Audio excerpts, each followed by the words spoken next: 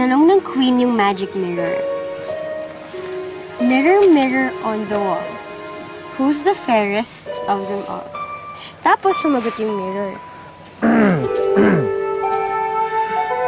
Ako ang magic mirror. Ano ulit yung tanong mo? Mirror, mirror on the wall, who's the fairest of them all? Ha? Ano yung ibig sabihin ng fairest? Hindi ko alam kung anong ibig sabihin nun. Eh, di yung pinakamaganda. Yun lang pala yun.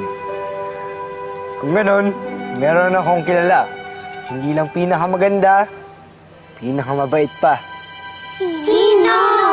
Sino po? Gusto niyo malaman? Ako. Eh, di si Ate Ella niyo. Si Kuya Prince, may si Ate Ella. Ikaw yung nagsabi niyan, Fran, ha? Hindi ako, ha?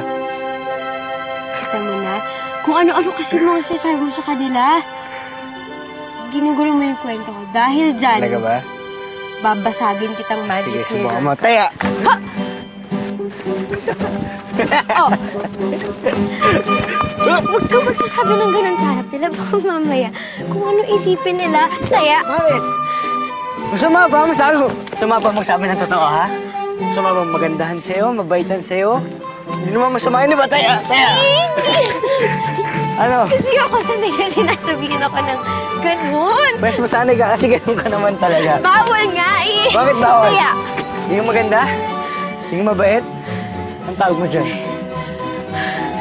Oh! Prince!